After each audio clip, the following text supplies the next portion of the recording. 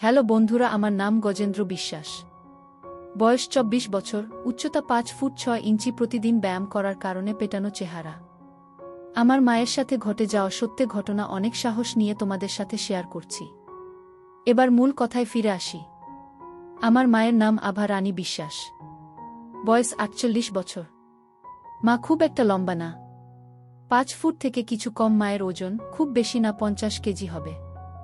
তবে হালকা চর্বি আছে, সাথে সিজারের কাটা দাগ, যেটা আমার বোনের জন্মের সময় হয়েছিল। আমার বোন মাত্র ২ বছর বেঁচে ছিল।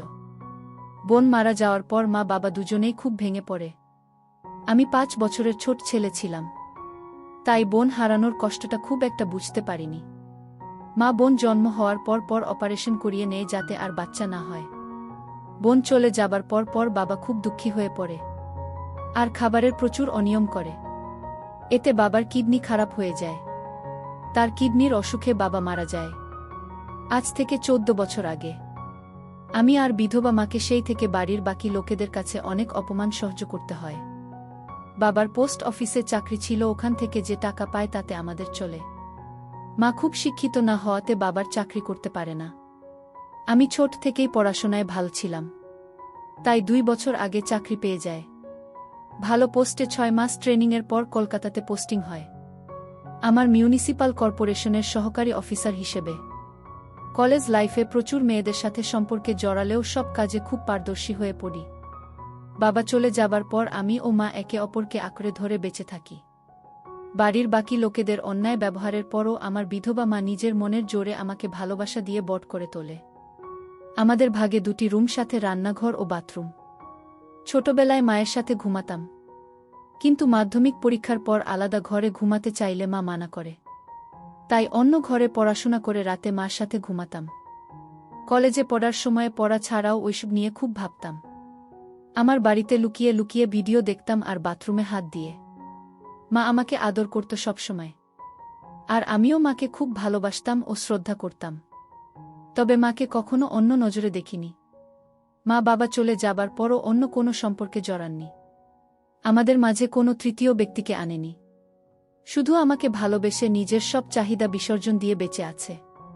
তাই মায়ের প্রতি আমি খুবই শ্রদ্ধাশীল। ২২ বছর বয়সে আমি গ্র্যাজুয়েশন পাশ করে আমি কোচিংয়ে ভর্তি হয়েও সরকারি চাকরির পরীক্ষার জন্য প্রস্তুতি নিতে শুরু করি। ধীরে ধীরে বান্ধবীদের সাথেও সব কাজ করতাম। সেটা আস্তে আস্তে বন্ধ হয়ে যায়, তাই হাত দিয়ে কাজ সারতে থাকি। ইতিমধ্যে মা সুগার ধরা পড়ে, তাই মার যত্ন, পড়াশোনা নিয়ে খুব ব্যস্ত হয়ে পড়ি। কারণ একটা ভালো চাকরি পেয়ে মুখে হাসি ফোটানো আমার একমাত্র লক্ষ্য হয়ে দাঁড়ায়। আমার চেষ্টা সফলও হয়। আমি চাকরি পেয়ে যাই, এতে মার চোখে আনন্দের জল চলে আসে। আমি চাকরি ট্রেনিংয়ের জন্য বাইরে যাই। ট্রেনিং শেষ হলে কলকাতাতে পোস্টিং পাই, তাই কলকাতা যাবার সিদ্ধান্ত নিই। কারণ আমি ভেবেছিলাম আগের চাকরিতে থিত হয়ে তারপর মাকে নিজের কাছে নিয়ে যাব। মা রাজি না হলেও আমি জোর করে একা কলকাতায় চলে আসি, আর এক বেডরুম, বাথরুম আর কিচেনের একটা ফ্ল্যাট ভাড়া নিয়ে। নতুন চাকরির কাজের চাপে নিজের যত্ন নেওয়ার কথা কি ভুলে যায়। সারাদিন অফিস থেকে বাসায় ফিরে হোটেলের খাওয়া দাওয়া করি, আর অভ্যস্ত রেগুলার ভিডিও দেখি, আর হাত দিয়ে কাজ সারা আর সিগারেট টানা বাজে অভ্যাস শুরু করি। এতে হিতে বিপরীত হয়, আর আমার টাইফয়েড হয়ে যায়। খুব অসুস্থ হয়ে পড়ি। তখন মা খুব ভয় পেয়ে যায় আর মামাকে সাথে করে নিয়ে কলকাতাতে চলে আসে আমার সাথে একবারে থাকার জন্য। টাইফয়েডের ইনফেকশন কমে আসলে মামা চলে যায়। মামা চলে যাবার পরে মা সারাদিন আমার যত্ন করে, আমাকে খাইয়ে দেয়। আমার সব কাজ করে স্নান করিয়ে দিতে চাইলে আমি রাজি না হওয়াতে মা আমাকে বাথরুমে ধরে ধরে নিয়ে যায় আর দরজার বাইরে দাঁড়িয়ে থাকে। এভাবে আস্তে আস্তে সুস্থ হতে থাকি। ডাক্তার আরও কিছুদিন বেড রেস্ট নিতে বলে। এদিকে মা থাকাতে অনেক দিন ভিডিও দেখতে পারছি না, তাই ছটফট করছি, চালায়। এভাবে হঠাৎ করে একদিন ফোনে নেট ঘাঁটতে ঘাঁটতে একটা গল্পের সাইট খুলে গল্পের মেয়েটির জায়গায় পরিমনি মনে করি, আর ছেলেটির জায়গায় নিজেকে।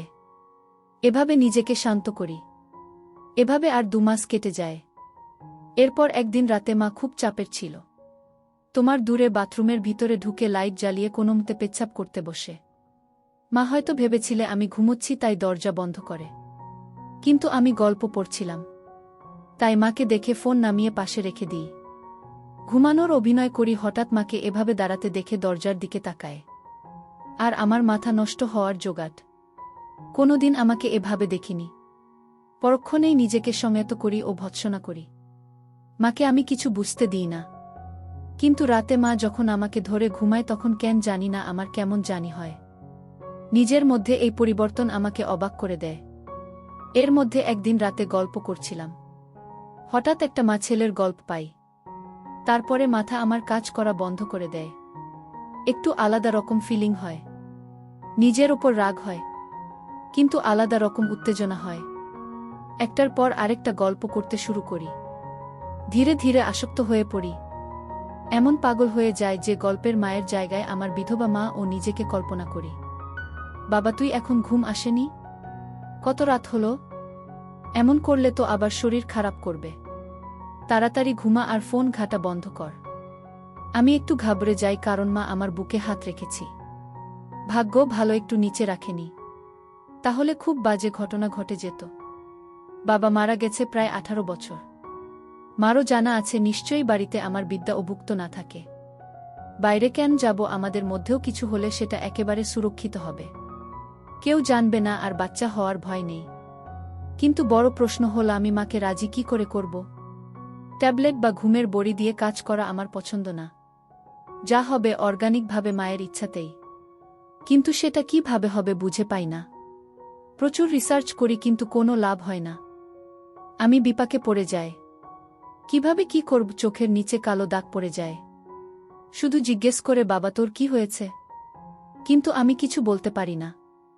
আমার জন্মদিনের দিন নিজের মতো করে আয়োজন করে আমরা আনন্দ করি। এরপর মা আমাকে বলে, জন্মদিনে কি উপহার নিবি বাবা? আমি তখন বলি, মা তুমি সুখী থাকবে, খুশি থাকবে, তোমাকে ভালো যেন রাখতে পারি সেই আশীর্বাদ দাও। মা বলে, তুই আমার খুব ভালো ছেলে, আমার স্বপ্নগুলো পূরণ করছিস, আমি খুব খুশি। এই কথা বলে মা কপালে আর গালে একটা হামি দেয়, আমিও একটা হামি দিই। এরপর মা বলে, বাবা একটা সত্যি কথা বলতো, রাতে কি ঘুম আসে না? তোর চেহারাটা তো কেমন হয়ে যাচ্ছে, আমার থেকে কি করছিস? আমি বললাম, কিছু কথা আছে, সেটা তোমাকে বলা যাবে না। এই ঘটনার দুদিন পর রবিবার দুপুরে মাঝখান থেকে বের হয়। আমি শুয়ে শুয়ে টিভি দেখছিলাম। হঠাৎ দেখি মাথা হালকা পিছলে যায়। আর মা আলনা ধরে নিজেকে সামলানোর চেষ্টা করে। এই ধস্তাধস্তিতে মা এক সেট হয়ে যায়। আর এই অবস্থায় আমি দেখে ফেলি। মা খুব লজ্জা পেয়ে যায়।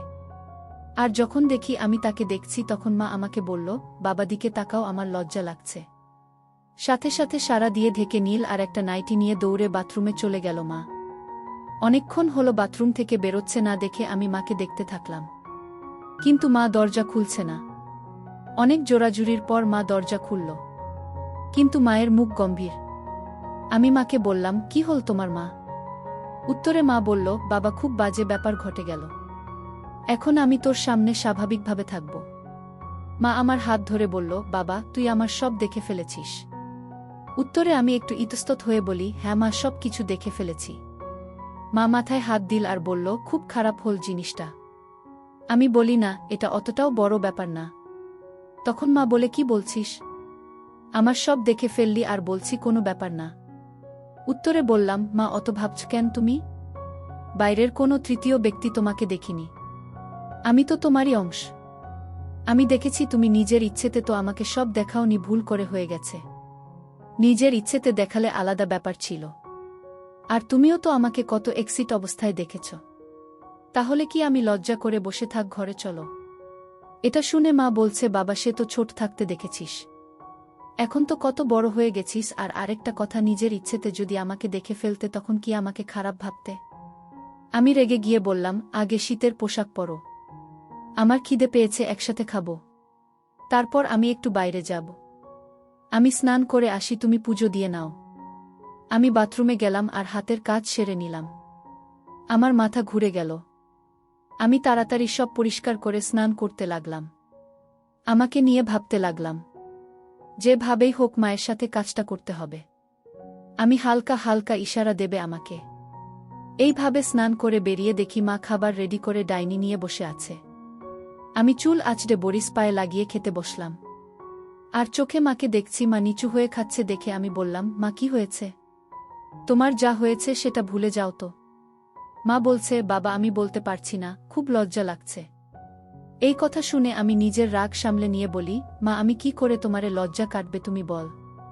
তো মা বলে, আমি কিছু জানি না রে বাবা। আমি এবার বলি, ঠিক আছে, তোমার এই গুণটা মুখ আমার দেখতে ভালো লাগে না। তুমি ছাড়া আমার আর কেউ নেই। আমি তোমার সামনে এক সেট হয়ে যাবা, তুমি দেখে নিও। তাহলে তোমার লজ্জা যদি কাটে। আর মা তুমি পোশাক পরেও যতটা সুন্দরী, পোশাক ছাড়াও তত সুন্দরী। এটা শুনে মা একটু থমকে গেল। তখন আমি মাকে বলি, আমি 8টার দিকে বাড়ি ফিরে আসি, তারপর সব কথা হবে। আমি বেরিয়ে আমার এক বন্ধুর সাথে আড্ডা দিতে চাই, কিন্তু মন লাগছে না। তাই 6টার দিকেই বাড়ি ফিরে আসি। মা আমাকে আসতে দেখে বলে, এত তাড়াতাড়ি চলে এলে যে? আমি বলি, তুমি এমন গোমরা হয়ে বসে থাকবে আর আমি বাইরে আড্ডা দিই, সেটা হয় না। আর আকাশটাও খারাপ করেছে, ঠান্ডাও লাগছে ভালো, তাই চলে এলাম। আমরা একসাথে চা খাই। তারপর মাকে বলি, এবার তুমি আমাকে খুলে বলল, কি হয়েছে তোমার? তো মা বলল, তুই আমার সব দেখলি, তোর বাবা ছাড়া আর কেউ আমাকে দেখিনি। আজ তুই দেখলি কেমন লাগছে? তোর সামনে আসতে লজ্জা লাগছে। খুব ভালো ছিলাম, যে কোনো অভাব ছিল না, কিন্তু কি জানি কি হচ্ছে। তখন আমি রেগে যাই আর বলি, তোমাকে পুরোপুরি এক সেট প্রথম দেখেছি হয়তো, কিন্তু তোমার প্রায় প্রতিটি অঙ্গ আমি দেখেছি। যখন তুমি রাতে বাথরুম যেতে দরজা বন্ধ না করে। না, এটা শুনে একটু হয়ে যায়। এরপর আবার আমি বলি, এই মাঝ বয়সেও এত মেনটেন করে রেখেছে। পেটের ছেলে দেখেছে, তাতেও লজ্জা জিজ্ঞেস করতে না আমি কেন ঘুমাই না? সেটার উত্তর হল, রাতে ঘুম আসে না। 25 বছর বয়সে যে জ্বালা হয়, সব ছেলে ঠিক তেমনি জ্বালা আমার, কাউকে বলতে পারি না। তাই ভালোবাসার অভাবে আমার এই অবস্থা। মা তখন বলে, নিজেকে সংযত করার অন্য একটি উপায় আছে, সেটা করে একটু আরাম পাবে। কিন্তু শরীরকে এভাবে কষ্ট দিস না বাবা। তখন আমি বলি, মা আমার কষ্টের পরিমাণ অনেক, তাই তোমাকে বললাম, সন্তানের কষ্ট মা ছাড়া আর কেউ বুঝবে না। মা বলে, আমি জানি বাবা। একটা কথা বলি, আমিও তো নিজের চাহিদা ভুলে তোর জন্য বেঁচে আছি। তুই নিজে কষ্ট পেলে আমার কষ্ট হয়। বাবা আমাকে একটু সুখ যে বাবা। আমি তখন বলি, তোমাকে সুখী করা আমার একমাত্র উদ্দেশ্য। আজকে রান্না করতে হবে না, বাইরে থেকে খাবার অর্ডার করছি। কাল তো ছুটি, কালকে বাড়িতে আছি, তাই হালকা খাওয়া যাবে না। এবার বলে, বাবা এটা বুঝছিস, আমার ছেলে মাঝে আমি কোনোদিনও কাউকে আনেনি। তুই আমাকে একটু সুখ দিস তাহলে হবে। আমি বলি, তোমার জন্য আমি সব করতে পারি। যেমন তোমার লজ্জা ভাবটা আগে কাটায় বলে বাথরুম গিয়ে হাত পা ধুই আর সব বাইরের জামাকাপড় ছেড়ে এক সেট হয়ে বাইরে বের হই। মা চা খাচ্ছিল, মাকে এই অবস্থায় দেখে চমকে যায় আর আমার হাত থেকে কাপ নিচে পড়ে যায়। মা বলে উঠে, বাবা এ কি অবস্থা তোর? কেন এমনটা করলে? আমি ওই অবস্থায় মায়ের সামনে গেলাম আর মাকে বললাম, তোমার লজ্জা কাটানোর জন্য আর কোনো উপায় ছিল না। তুমি তো নিজের ইচ্ছেতে সব কিছু দেখাননি, তাও লজ্জা পাচ্ছ। আমি নিজের ইচ্ছেতে তোমাকে সব দেখলাম, কিন্তু দেখো মা, আমার একটুও লজ্জা করছে না। তোমার লজ্জা আশা করি এবার কেটে যাবে। আমরা একে অপরের পরিপূরক, আমাদের মাঝে কেউ আসবে না। তোমার সব কষ্ট আমি দূর করব। এইভাবে মনে হয়ে থাকবে, আমি সেটা দেখতে পারছিলাম না। মা আমার কথাগুলো শুনছিল, এক দৃষ্টিতে আমাকে দেখছিল। তারপর মা বলল, কাপড় পরে অসুস্থ ছেলে, ঠান্ডা লেগে যাবে। আর লজ্জা করব না বলে দাঁড়াও, আর একটা হামি দিল আর রান্নাঘরে চলে গেলা। নিজেকে আয়নাতে একবার দেখলাম আর ভাবলাম, চেহারাটা বেশ আমার। আমি এবার পোশাক পরে নিলাম। ইতিমধ্যে খাবার চলে আসলে আমরা তাড়াতাড়ি খেয়ে নিলাম। বাইরে ঝড় বৃষ্টি শুরু হলো, লোডশেডিং হয়ে গেল। আমরা সব ঠিকঠাক বন্ধ করে ইনভার্টার দিয়ে ছোট বাল্ব জ্বালিয়ে সবার জন্য রেডি হলাম। আমাদের ফ্ল্যাটটা 3rd ফ্লোরে। একটি ফ্ল্যাট কি আছে, কিন্তু ওনার বাইরে থাকে। আমাদের উপরে টেরাস গার্ডেন বা শুয়ে পড়ল। আমি বাথরুমে গিয়ে মা কথা ভেবে কাজ করতে লাগলাম, কিন্তু মা ডাকাডাকি করাতে ঘরে চলে আসলাম। মা ঘরে আসতেই জিজ্ঞেস করল, এতক্ষণ কি করছিলে? আমি বললাম, পটি করছিলাম। তো মা হঠাৎ বলে উঠল, পটি করছিলি না, অন্য কিছু করছি কে জানে। আমি কিছু বললাম না, জল খেয়ে সোজা বিছানায় উঠলাম ও কম্বল গায়ে দিয়ে মাকে বললাম, মা আরও গল্প করি। নিজেদের সুবিধা অসুবিধা সব বুঝি, কেবল 10টা বাজে, কাল ছুটি, দেরি করে উঠব। মা বলল, ঠিক আছে, আজ থেকে আমি তোকে ঘুম পাড়িয়ে দেব। আমি বলি, মা একটা কথা জিজ্ঞেস করব, লজ্জা পাবেন না বা রাগ করবে না? তো মা বলল, আমার লজ্জা তুই কাটিয়ে দিয়েছিস না। স্কাইওয়ে পড়তে আমার সামনে লাস্ট এক্সিট হয়েছিস। আজ আবার হোলি, আর তুই যদি নিজে মনের সব কথা আমাকে না বলিস তাহলে আমি রেগে যাব আর তার থেকেও বেশি কষ্ট পাব। আর ভাবব আমার ভালোবাসা থেকেই কমতি থেকে গেল যে তোর আমি প্রিয় বন্ধু হতে পারলাম না। আমি এটা শুনে বলি তোমাকে কোনো কষ্ট আর পেতে হবে না। তোমার সব চাহিদা আমি পূরণ করব। তুমি চাইলে আমাকে স্নানও করিয়ে দিতে পারো। তোমার যেভাবে খুশি আমি মানা করব না। এবার বলো তো মা, নিজেকে কি করে তুমি সম্মত রাখতে আর কি করতে যেটা আমি করতে পারছি না, প্লিজ বলো। এই কথা শুনে মা বলছে, বাবা আমি খুব খুশি হলাম যে তুই নিজের মনের কথাগুলো খুলে বলছিস। তখন আমি বললাম, মা আমি সবসময় তোমাকে সব বলতে চাই, তবে তুমি যদি অস্বস্তি বোধ করো তাই বলতাম না। আর তুমি যা লজ্জা পাও তাই বলতাম না। তুমি ফ্রি হয়েছ তো আমি আমার সব তোমাকে উজাট করে দেব, যেমনটা তুমি চাও। আমার বিধবা মা, আমার প্রিয় বন্ধু আছে, আর কাউকে লাগবে না।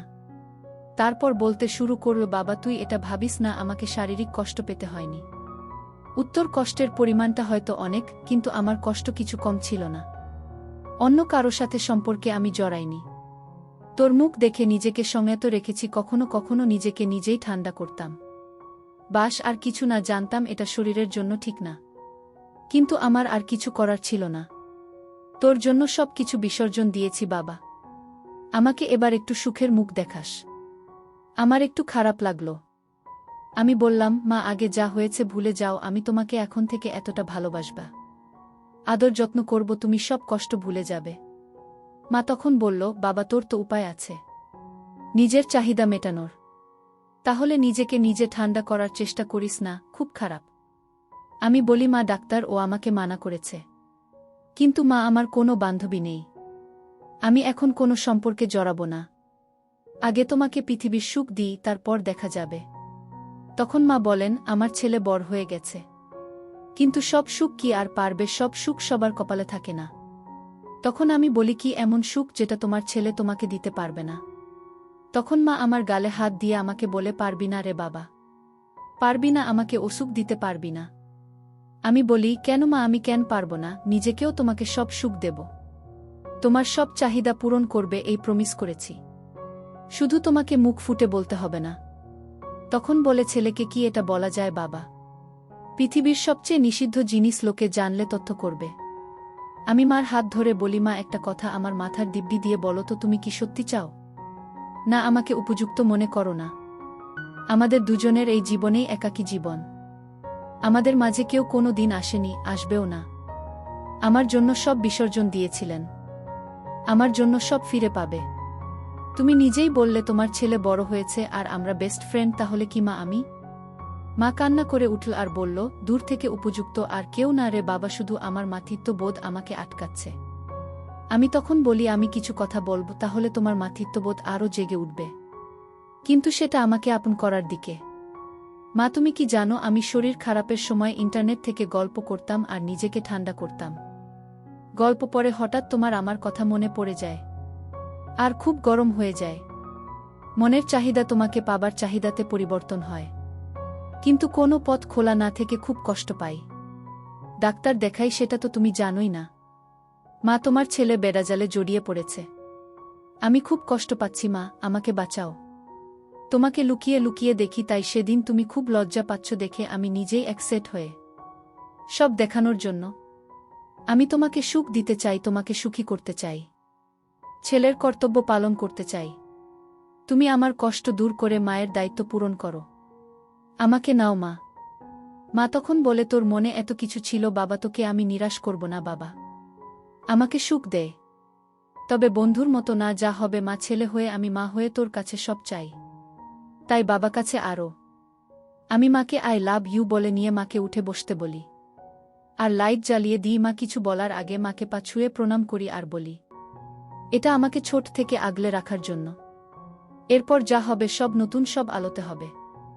আর যদি কোনো ভুল ত্রুটি করিও ক্ষমা করে দিও বলে কাজ শুরু করে দিই।